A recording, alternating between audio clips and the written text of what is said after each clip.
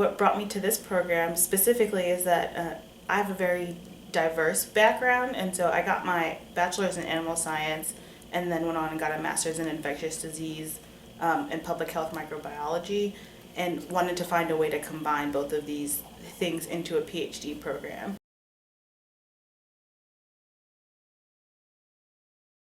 It kind of let me pick and choose what I wanted to do, and didn't give me too many requirements or repetitive classes that I might have taken as an undergrad or as a master's student. And so the program was really appealing to me for that reason.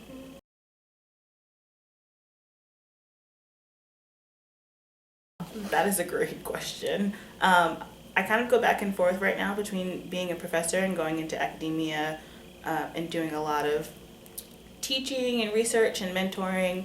And then on the other side, I'm really interested in like government research, so working for like the CDC or the NIH.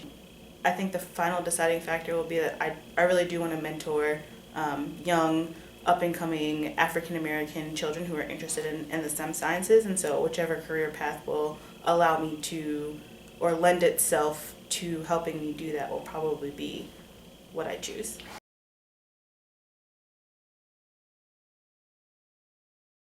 I originally wanted to be a veterinarian, but in going through some of my classes, we talked a lot about these zoonotic diseases, right? So diseases that affect animals but can transfer to people, they get combined when you look at these zoonotic diseases. So I am very much interested in things like diseases that people can get from animals or from mosquitoes, so like West Nile or dengue virus, which are actually really huge and kind of popping up more recently in the more tropical climates like Florida and Texas and things like that. So that's kind of where they all fit in together.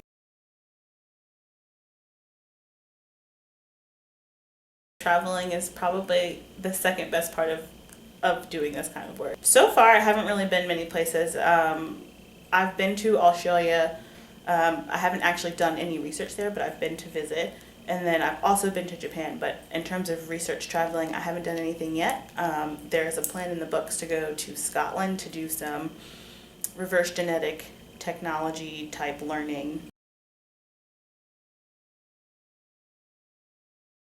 I'm working in Dr. Dave Stolnick and Dr. Danny Mead's lab.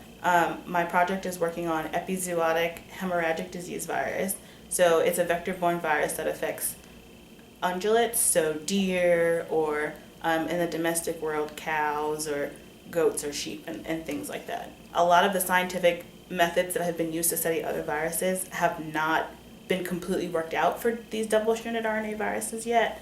And so recently, kind of relaying back to my trip to Scotland, that we have been able to work out a reverse genetics technique for these double-stranded RNA viruses. And so basically what that means is we can engineer these viruses to kind of get to some specific questions.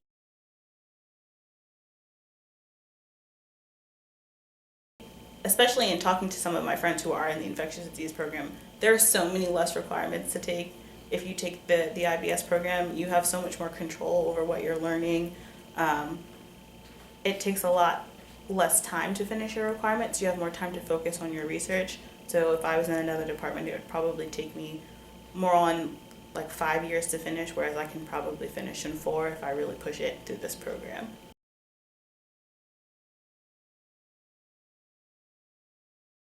I guess I was expecting it to be super challenging. I was expecting to want to quit sometimes, and I definitely think that I've been there. So it's met that expectation, but not in a bad way. Like I haven't wanted to quit because it's terrible, but just because it's hard. But you know, when you're graduating with a doctor next to your name, it probably should be a little bit difficult. And so, I mean, it totally makes sense to me. In terms of the community, I definitely think that was there, and that was an expectation that I was looking for and something I was hoping for, and that's been there. And so I think that UGA has 100% met my expectations.